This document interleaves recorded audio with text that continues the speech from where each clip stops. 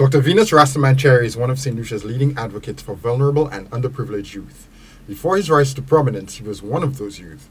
As the Royal Saint Lucia Police Force prioritizes its community police program, Cherry is advocating for an end to the antagonistic relationship between police and the ghetto youth. I think community policing is vital, not just vital, essential to the betterment of this country, to the reduction in crime, to the curbing of crime. I think once we can establish trust between the two entities, the public and the police, I think this will go a long way. Police are taking a multi-pronged approach to dealing with violent crime on the island. On the one hand, there are aggressive operations every week for the last 2 months to seize illegal firearms and ammunition. On the other hand, the newly formed National Community Policing Unit is reaching out to communities, schools, and social stakeholders to engender trust and foster cooperation with the public. In Cherry's experience, police cannot work with the public until they play with them.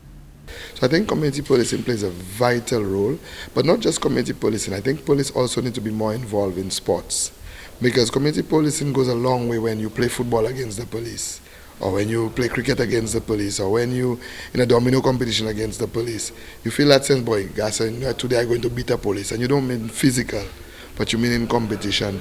Dr. Cherry thinks that playing together will build trust in ways that almost nothing else can, and give police the opportunity to have more intimate relationships with the ghetto youth, who can be led out of the life of violence and crime simply by understanding that they have more options than they think. So I think if the police come in and have conversations with them and enlighten them on the laws and the different, because sometimes they don't know the laws. Sometimes they don't know things that they take matters into their own hands and how to address it. Ghetto youth often live in a bubble that presents the illusion that the gangster life is all there is to the world. This limits the worldview of impressionable young people and distorts their sense of self and fosters antagonistic relationships with the rest of society.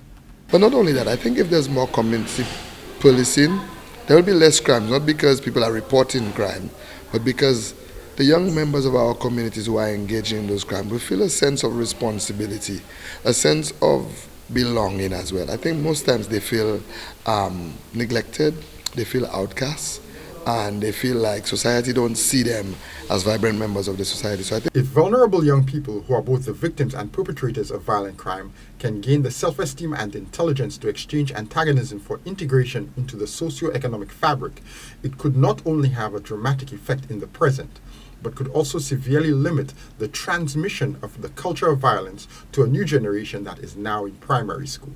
I know that bridged the gap between us at Seaview, and the police when we knew we had to play against the police in the Grosley football division. That built trust, that built camaraderie, that built friendship, so that when the police did come on the block to do their job, we didn't feel like we had to put up a fight. We're like, all right, they say the police come to do their job, they come to brutalize us. Them same men we playing football against, let them do their job. And even then, the activities we partake in was curbed because we don't want them same police officers that we now build a friendship with to come and catch us doing negative things. So I think it goes a long, long way, and that's something I think we need to consistently push for and work together to get it done. For Choice News Now, I'm Jason Seaflay.